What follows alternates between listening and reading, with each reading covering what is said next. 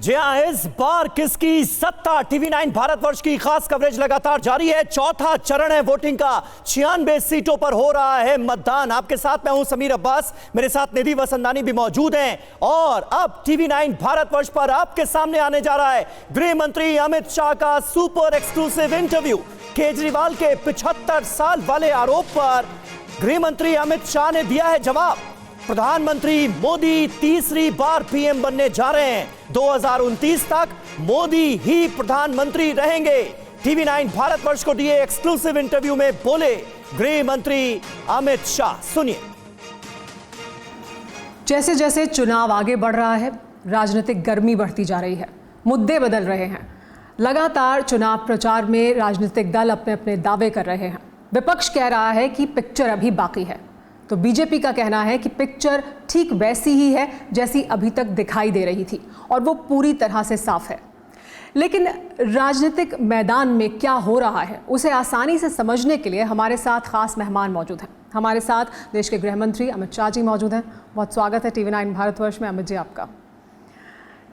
चुनाव प्रचार में इस वक्त केंद्र में चुनाव के जो मुद्दा है जिसकी चर्चा बहुत हो रही है वो अरविंद केजरीवाल ने जेल से बाहर आने के बाद सामने रखा है।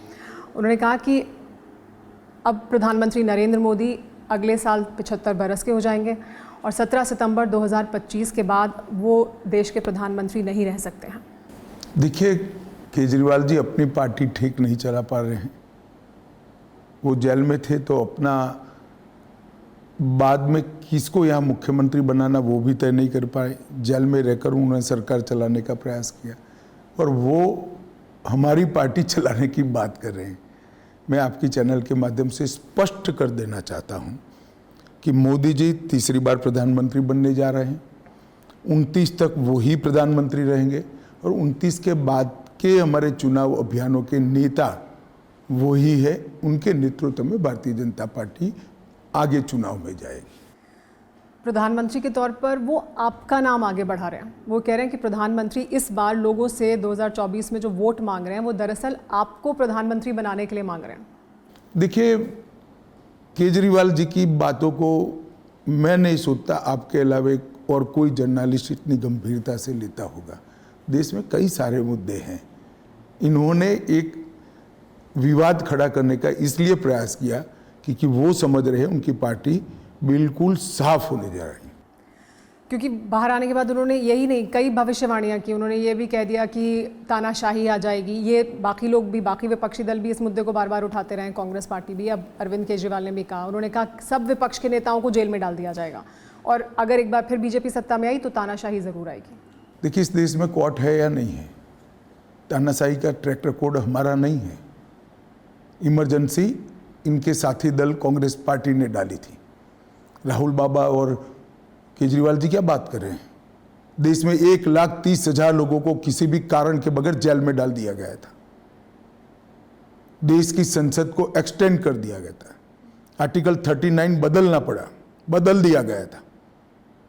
मुरारजी भाई ने आकर वापस बदलना पड़ा। ट्रैक रिकॉर्ड हमारा नहीं है। हम तो लोकतंत्र के लिए लड़ाई लड़ने वाले लोगों में से हैं। जब इंदिरा गांधी ने इमरजेंसी डाली तब हमारी पार्टी के सैकड़ों हजारों कार्यकर्ता, लाखों कार्यकर्ता जेल में गए थे। तो क्या हम पर आरोप लगा रहे हैं? और ये पूर्ण बहुमत हमारे पास 2 टर्म से है, 10 साल से है। इनकी थ्योरी मान लेते चुनाव ही नहीं आना था।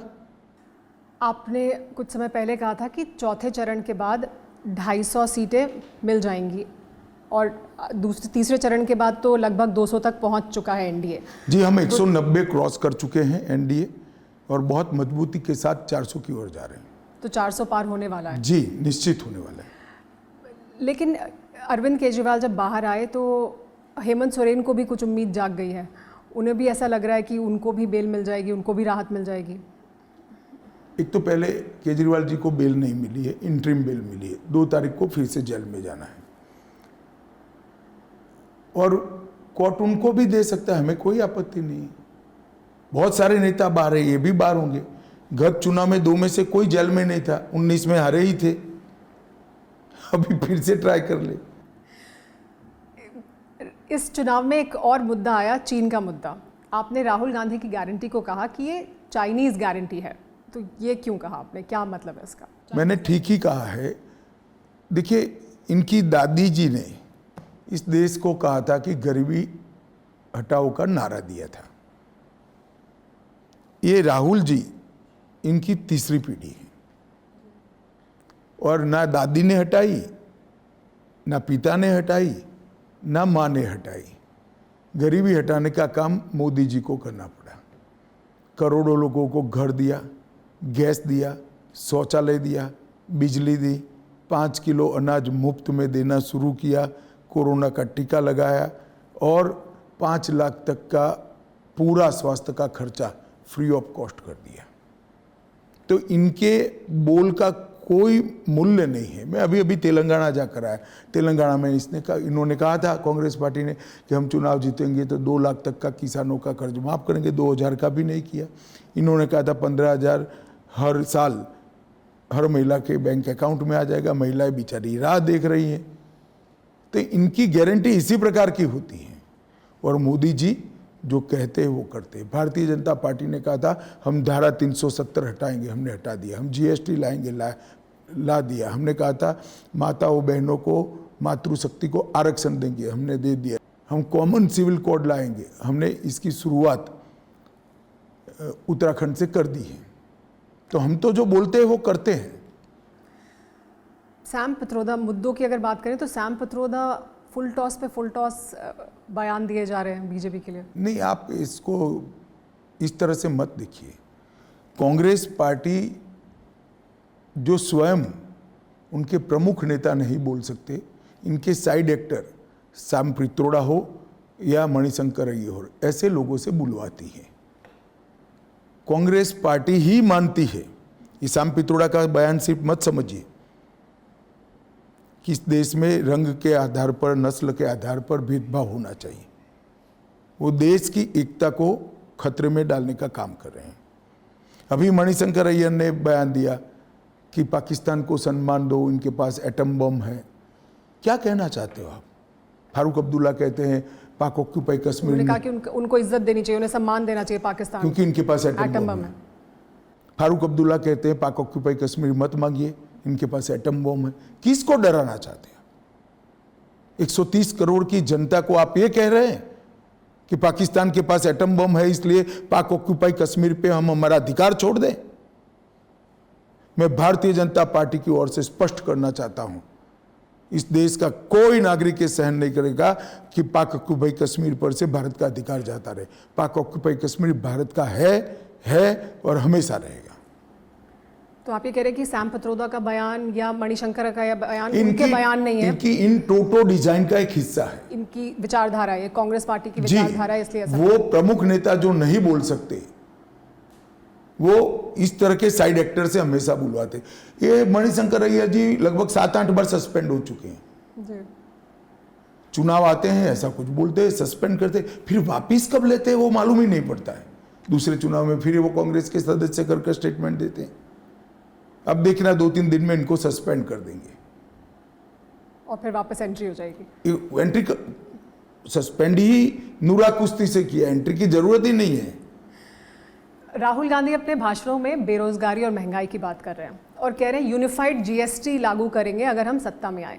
क्या ये संभव है यूनिफाइड जीएसटी? देखिए, आप जीएसटी क्यों बोल रही है? आपको गब्बर सिंह टैक्स बोलना चाहिए। राहुल गांधी तो जीएसटी को गब्बर सिंह टैक्स कहते हैं। जीएसटी दुनिया का सबसे बड़ा बिक्री कर के बारे में रिफॉर्म है।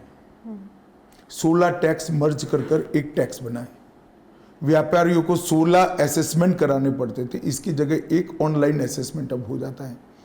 और जब जीएसटी इंट्रोड्यूस करा, 16 टैक्स का जॉइंट कलेक्शन 60,000 करोड़ था प्रति माह, और आज अप्रैल 24 का जीएसटी का कलेक्शन 2,10,000 करोड़ है। और यूनिफाइड जीएसटी की बात करते हैं, आप मुझे बताइए मैडम, साइकिल और मर्सिडीज का टैक्स एक रखना चाहिए क्या? एक महिला स्वसहाय जुट से अगरबत्ती बनाती है और उसको कोई परचेज कर 40 लाख से ज्यादा टर्नओवर करता है, इस पर आज भारत सरकार ने 5% टैक्स रखा है, क्योंकि वो गृह उद्योग है। तो उस पर और एसी पर 28% टैक्स है, दोनों पर टैक्स एक रखना चाहिए क्या? साइकिल पर 5% है क्योंकि उसका उपयोग ज्यादातर गरीब लोग करते हैं, बिल्कुल। और गैम्बलिंग पर 28% है, ये दोनों का एक टैक्स रखना चाहिए क्या? राहुल गांधी जी की प्रॉब्लम ये है, वो ना कुछ सोचते हैं ना कुछ समझते हैं, कोई चिट पकड़ा देता है वो भूल जाते हैं। हाँ, क्योंकि वो कहते हैं एक कर न्यूनतम कर, मतलब न्यूनतम रखेंगे हम। मैं यही कह रहा हूं, ये 4 चीजों का वो जवाब दे दे। गैम्बलिंग सट्टे पर 28% टैक्स है, उसको क्रॉस सब्सिडाइज कर फर्टिलाइजर पर हमने 5% रखा है। आपको इसमें क्या आपत्ति है? एसी पर 28% टैक्स है, इसको क्रॉस सब्सिडाइज कर अगरबत्ती पर 5% रखा है, आपको क्या आपत्ति है? पी चिदम्बरम ने कहा कि जब हम अगर सत्ता में आएंगे तो हम सीए को बदल देंगे, हम जो आपराधिक न्याय के जो 3 नए कानून बनाए गए हैं हम उन्हें समाप्त कर देंगे, हम सत्ता में आए तो हम सबसे पहले ये कदम उठाएंगे। देखिए, इनका बयान कब आया? वायनाड के चुनाव के 2 दिन पहले आया, क्योंकि वायनाड में ज्यादातर माइनॉरिटी के वोटर वोट करते हैं और राहुल गांधी जी वहां से लड़ रहे थे, इसलिए उन्होंने सीए के लिए बयान दिया। कांग्रेस कोई सीरियस प्रकार के उनको भी मालूम है वो सत्ता में नहीं आने हैं, क्या कर देंगे करना है, बताइए मुझे। उनको भी मालूम है कि सत्ता में नहीं आना है, परंतु माइनॉरिटी वोट बैंक को एड्रेस करने के लिए एंड मौके पर, उसके बाद में सुना आपने बयान? नहीं, इसके पहले सुना क्या? हो गया, वोट पड़ गए डब्बे में। तो सिर्फ वोट हासिल करने के लिए, अपीजमेंट के लिए, अपीजमेंट की पॉलिटिक्स करते हैं।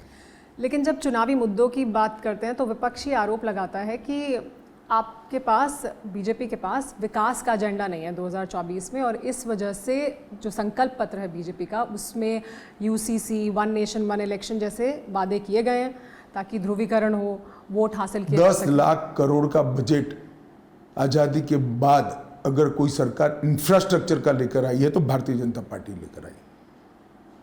राहुल गांधी की 4 पीढ़ियों ने शासन कर 20,000 गांव ऐसे थे जहां बिजली का खंभा भी नहीं पहुंचा था, नरेंद्र मोदी जी ने पहुंचाया।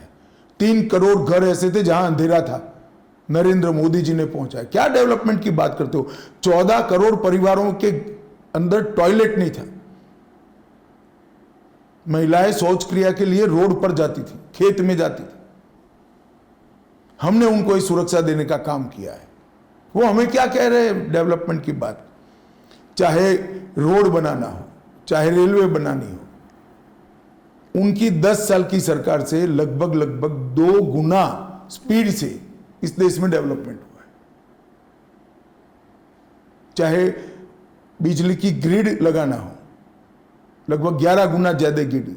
वो 500 गांवों को नेट से जोड़कर गए थे, हमने 2 लाख तक पहुंचाए, 2 लाख पंचायतों को। राहुल गांधी क्या डेवलपमेंट की बात करते हैं?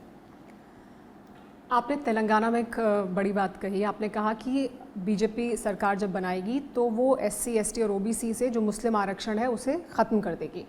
क्या इस पर विचार हो रहा है गंभीरता से? कैसे? देखिए, आपका सवाल मुझे लगता है टेक्निकली थोड़ा गलत है। मैंने ये नहीं कहा है कि SC, ST, OBC से मुस्लिम आरक्षण हम खत्म कर देंगे। जो OBC जातियां पिछड़ेपन के सर्वे के साथ मुस्लिम जातियां OBC है, उसका आरक्षण खत्म नहीं करना चाहिए, परंतु उसने, इन लोगों ने, कांग्रेस ने सभी मुसलमानों को उसमें शामिल कर दिया है। ये गलत किया है। धर्म के आधार पर हमारे यहाँ पिछड़ापन तय नहीं होता है, उसकी शैक्षणिक योग्यता, उसके आर्थिक पैरामीटर्स और सामाजिक पिछड़ापन के आधार पर पिछड़ी जातियां तय होती हैं। उसमें अगर कोई मुस्लिम जाति आती है तो आए, हमें कोई आपत्ति नहीं है, परंतु इन लोगों ने इन टोटो सभी मुसलमानों को पिछड़ा बना दिया और 4% आरक्षण OBC का, SC और ST का उस पर डाका डाला है। हमने कहा है ये हम बंद करेंगे। क्योंकि जो सहयोगी हैं आपके कर्नाटक में, आंध्र में, चंद्रबाबू नायडू ने भी बयान दिया, उन्होंने कहा कि नहीं, ये नहीं होने वाला है, मुस्लिम जातियों के आरक्षण के पक्ष में हैं वो जो पिछड़ी मुस्लिम जातियों को आरक्षण देने के खिलाफ भारतीय जनता पार्टी भी नहीं है, सभी मुसलमानों को दे दिया है, ये अपीसमेंट है। जो पिछड़ा है, मानो मोदी जी ने सबके घर में टॉयलेट बनाए तो मुस्लिमों के घर में भी बने, फ्री अनाज मुस्लिमों को भी बना मिला है, फ्री टीका मुसलमानों को भी लगा है। परंतु अगर कोई टीका सिर्फ मुसलमानों को लगाया गया तो आप सहमत होगी क्या? इस तरह की बात है। आप रायबरेली में जनसभा कर आए हैं, आपने वहाँ का दौरा किया, क्या अमेठी रायबरेली में रिपीट होगा? रायबरेली में श्री राहुल गांधी निश्चित रूप से चुनाव हारने जा रहे हैं। भाजपा के प्रत्याशी दिनेश प्रताप सिंह बहुत कंफर्टेबल मार्जिन से चुनाव जीतेंगे। क्योंकि प्रियंका गांधी वहाँ चुनाव प्रचार कर रही हैं, वो तो दावा कर रही हैं इस बार अमेठी भी नहीं जीतेगी बीजेपी। चलिए, वो तो सबको अपनी अपनी बात रखने का डेमोक्रेसी में अधिकार होता है, प्रियंका जी भी रखें। मगर मैंने राहुल गांधी को 5 सवाल पूछे रायबरेली में आज। मैं आपकी चैनल के माध्यम से उसको दोहराना चाहूँगा कि उन्होंने ज़रूर इसका जवाब वोटिंग के पहले देना चाहिए। क्या वो ट्रिपल तलाक वापिस लाना चाहते हैं, हाँ या ना? क्या मुस्लिम पर्सनल लॉ वो वापस लाना चाहते हैं, हाँ या ना? क्या वो सर्जिकल स्ट्राइक का समर्थन करते हैं या नहीं करते हैं, हाँ या ना? क्या वो देश की जनता को बता सकते हैं कि राम मंदिर की प्राण प्रतिष्ठा में वो क्यों नहीं गए थे? क्या आप धारा 370 हटाने का समर्थन करते हैं या नहीं करते हैं? मुझे लगता है देश के इतने महत्वपूर्ण 5 मुद्दों पर इन्होंने अपना रुख स्पष्ट कर देना चाहिए। हमारा रुख स्पष्ट है कि इस देश में ट्रिपल तलाक नहीं हो सकता, इस देश में किसी भी धर्म का पर्सनल लॉ नहीं हो सकता, मुस्लिम पर्सनल लॉ भी नहीं हो सकता। सर्जिकल स्ट्राइक और एयर स्ट्राइक देश की सुरक्षा के लिए बहुत महत्वपूर्ण है। और जब न्योता मिला था तो 1000 वर्ष के सबसे बड़े महोत्सव में देश के उनको जाना चाहिए था। और धारा 370 बहुत पहले हट जानी चाहिए थी, जो मोदी जी ने हटाया है। हमारा रुख स्पष्ट है। राहुल गांधी जी ने अपना और अपनी पार्टी का रुख स्पष्ट करना चाहिए। चौथे चरण के मतदान के लिए 96 सीटों पर जो मतदान है, उसके लिए क्या आपको उम्मीद है बीजेपी के लिए? और देखिए, सबसे बड़े बेनिफिट एनडीए को चौथे चरण में होने वाला है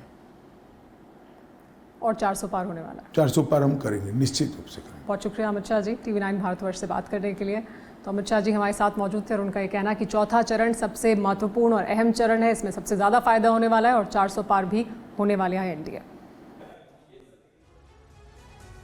तो आप देख रहे थे ये एक्सक्लूसिव इंटरव्यू। गृह मंत्री अमित शाह ने TV9 भारतवर्ष से हर बड़े मुद्दे पर सवालों के जवाब दिए हैं। TV9 के इंटरव्यू में बोले गृह मंत्री अमित शाह, मोदी जी तीसरी बार देश के प्रधानमंत्री बनने जा रहे हैं और 2029 तक नरेंद्र मोदी ही प्रधानमंत्री रहेंगे। 2029 के बाद मोदी जी हमारे चुनाव अभियान के नेता होंगे।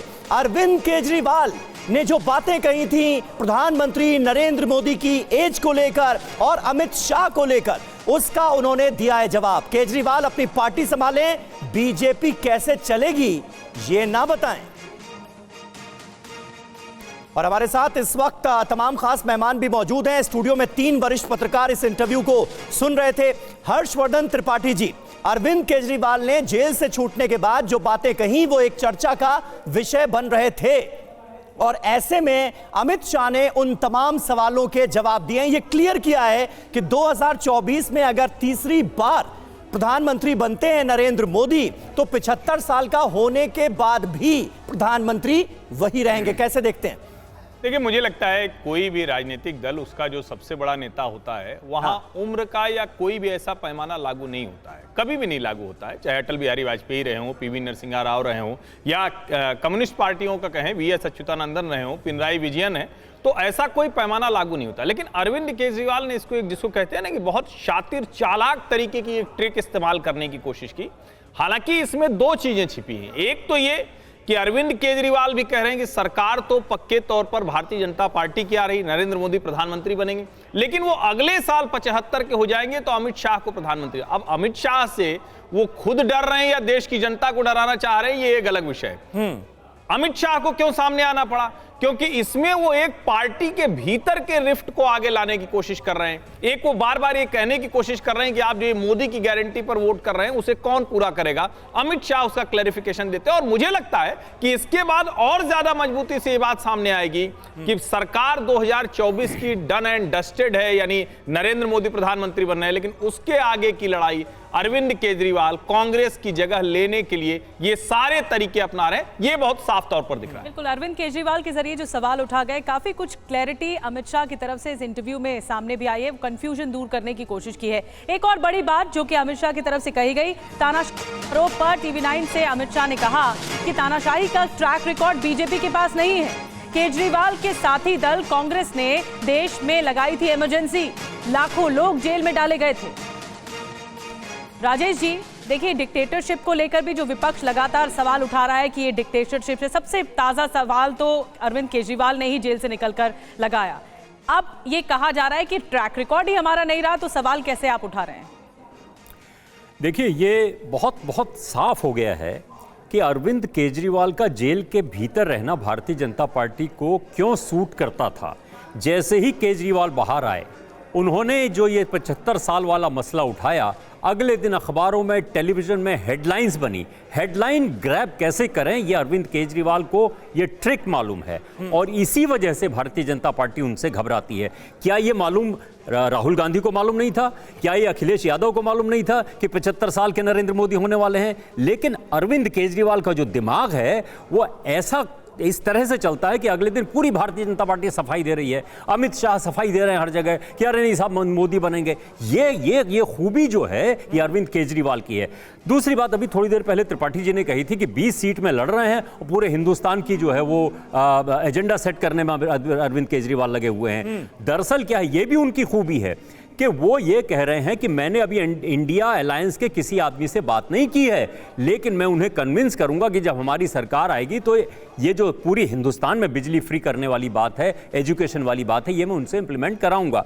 तो आप उस आदमी के दिमाग को देखिए, जब तक जेल के अंदर बंद था तब तक हेडलाइन ग्रैब कर रहा था, जैसे ही जेल के बाहर आया तब भी हेडलाइन ग्रैब कर रहा है। बेचैनी भारतीय जनता पार्टी की इसी वजह से है।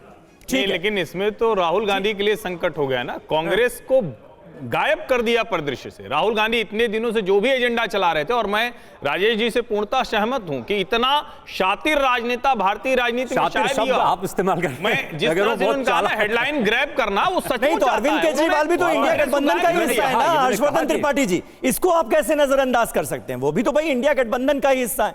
तो इंडिया गठबंधन मजबूत हो रहा है या कमजोर हो रहा है अरविंद केजरीवाल के जेल में रहने से या उनके बाहर आने से? हमें दोनों चीजें देखनी होंगी ना। पंजाब के कांग्रेस नेताओं से ये पूछना चाहिए कि अरविंद केजरीवाल की इन बातों के बाद वहां के कांग्रेस नेताओं का मनोबल क्या है। और मुझे लगता है कि देखिए, ये बड़ी विचित्र स्थिति है। देश चुनाव के बीच में है, चौथे चरण का मतदान हो रहा है। आज तक विपक्षी गठजोड़ यही नहीं तय कर पाया, हम उनसे बात नहीं कर पाए हैं। अभी हमारे सहयोगियों से बात, हम उनको बाद में तैयार करेंगे। और भी कई इंपॉर्टेंट बातें हैं जिसका जिक्र गृह मंत्री अमित शाह ने इस इंटरव्यू में किया है। मिशन 400 पार, इस पर TV9 से बोले गृह मंत्री अमित शाह। एनडीए 190 का आंकड़ा पार कर चुका है, यानी 3 फेज की अब तक वोटिंग कंप्लीट हो चुकी है।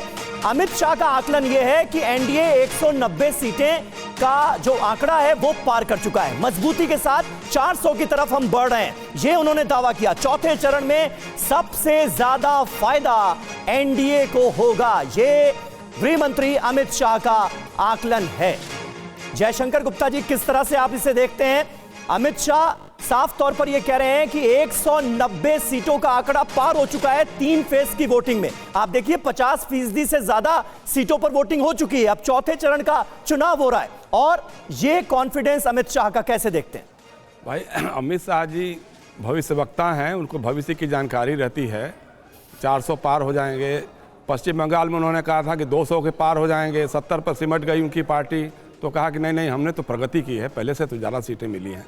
तो इसलिए ऐसे भविष्यवक्ताओं के बारे में क्या कर सकते हैं। अब वो जो बता रहे हैं मोदी जी के बारे में कि वो 2029 तक प्रधानमंत्री रहेंगे, देखिए बात सही है। नियम जो होते हैं बनाने वाले पर लागू नहीं होते हैं, नियम जो बनाता है उस पर लागू नहीं होता है। उस समय मोदी जी ने कहा कि भाई जो 70 पार के लोग हैं, 75 पार के लोग हैं, उनको अब युवा पीढ़ी के लोगों को, नए लोगों को मौका देना चाहिए, अवसर देना चाहिए। इसी में आडवाणी जी, यशवंत सिन्हा जी, मुरली मनोहर जोशी जी ये हुकुम देवनारायण यादव जी, ऐसे तमाम लोग जो थे उनको मार्गदर्शक मंडल में डाल दिया गया या कहा गया कि आप घर बैठिए। लेकिन इस बार जो है अभी उन्होंने हेमा मालिनी को टिकट दिया, राधा मोहन सिंह जी उन्होंने लिख कर दे दिया था कि हम चुनाव नहीं लड़ेंगे, लेकिन उनको फिर से चुनाव मैदान में उतार दिया। तो ये सारा काम वो कर सकते हैं, इसमें कहीं दो राय नहीं है।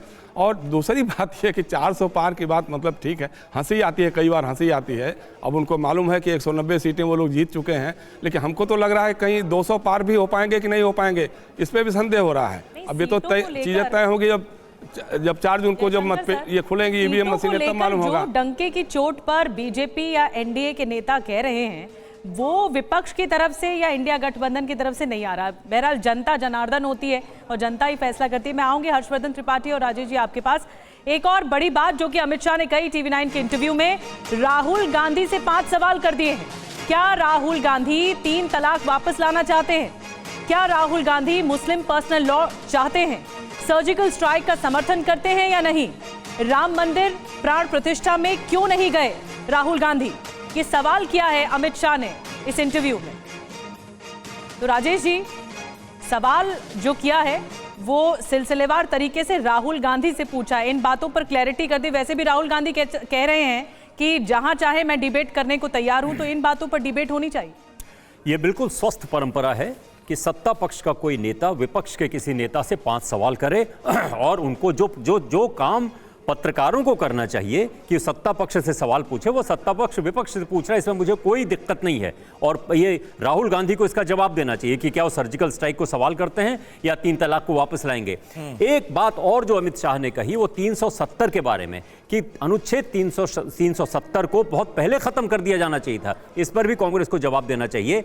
लेकिन 370 के बाद जो सपने दिखाए गए पूरे हिंदुस्तान में कि अब जम्मू कश्मीर सब कुछ ठीक हो गया, अब पत्थरबाजी खत्म हो गई, आतंकवाद खत्म हो गया, अगर ये सब कुछ ठीक ही हो गया है और सब कुछ मेन स्ट्रीम में आ गया है, वहां मोदी मोदी के नारे लग रहे हैं, तो भाई 3 सीटों पर कश्मीर में बीजेपी क्यों अपना उम्मीदवार खड़ा नहीं कर सकती? दूसरी बात, जो कश्मीरी पंडित हैं, 10 साल मोदी के सरकार को हो गए हैं, कश्मीरी पंडित जम्मू में वोट दे रहे हैं, कश्मीर में अब भी नहीं गए हैं। ये लोगों को रिमाइंड कराना बहुत जरूरी है। बिल्कुल। और श्रीनगर से इरफान कुरैशी हमारे सहयोगी भी इस वक्त हमारे साथ मौजूद हैं। इरफान, मैं आपसे जानना चाहूंगा, आर्टिकल 370 का भी स्टूडियो में यहां पर जिक्र हो रहा था, राजेश जी ने भी इसका जिक्र किया। आर्टिकल 370 हटाए जाने के बाद पहली बार इतना बड़ा चुनाव हो रहा है। यह सवाल बहुत सारे लोगों के जहन में है कि जम्मू कश्मीर में क्या बदला है, क्या वाकई बदला है और क्या जताया जा रहा है कि भाई बदल गया है। आप जो ग्राउंड पर स्थिति है उसमें किस कदर बदलाव देख रहे हैं?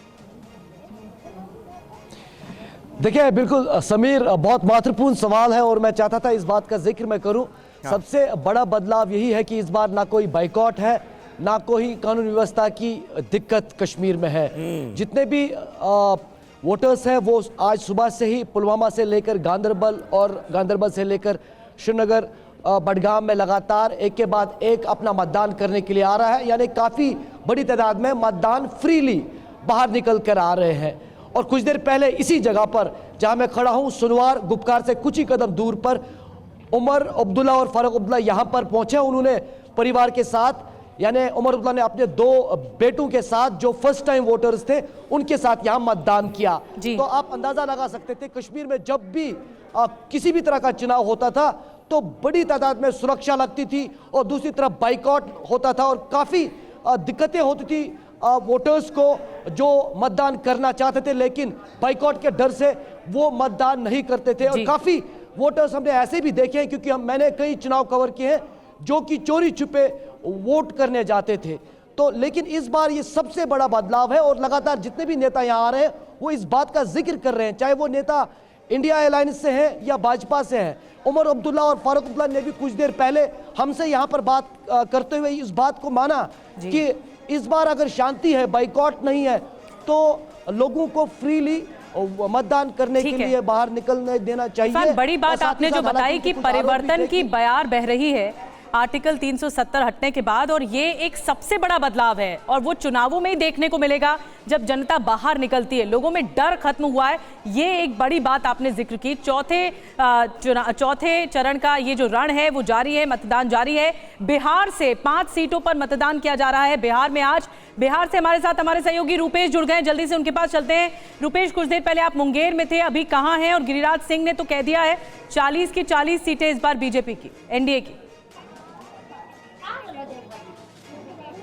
जी हाँ, देखिए बिल्कुल गिरिराज सिंह ने कहा कि 40 की 40 सीटें बिहार से एनडीए की, क्योंकि पिछली बार 39 सीटें 40 में से एक किशनगंज रह गया था। जो कांग्रेस ने जो सीट जीती थी, उनका दावा है कि इस बार किशनगंज सीट भी जीतेंगे। हम इस वक्त बेगूसराय और मुंगेर की ठीक सीमा पर मौजूद हैं। गिरिराज सिंह अपना वोट डाल करके वापस जा चुके हैं बेगूसराय में, लेकिन इस वक्त जो आप कतार देखिए, खास करके महिलाओं की जो कतार है, हमने हर बूथ पर देखा, और तीनों चरण में, और यह चौथा चरण है, सभी चरणों में महिलाओं की जो तादाद है, और वो तादाद हर बूथ पर लंबी लंबी कतारों के रूप में दिखी है। चाहे वो गर्मी का ये हो, 3 चरण में हम लोगों ने देखा कि बहुत भीषण गर्मी का प्रकोप था, लेकिन अब थोड़ा मौसम का मिजाज नरम हुआ है, लिहाजा लोग वोटिंग परसेंटेज भी बढ़ा है। तीसरे चरण में भी वोटिंग परसेंटेज बढ़ा, और इस बार भी ये उम्मीद है कि वोटिंग परसेंटेज बढ़ेगा, क्योंकि जो कतारें हैं वो अपने आप में ये बताने को काफ़ी हैं कि वोटिंग परसेंटेज बढ़ेगा। जिस तरीके से आप देखिए कितने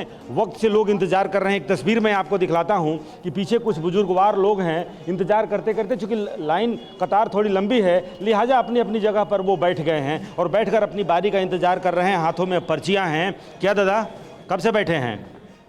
यही आधा घंटा कितना देर से? हाँ, आधा घंटा हो। अच्छा, इंतजार कर रहे हैं, अपनी बारी का इंतजार कर रहे हैं। क्या है यहाँ माहौल, क्या है?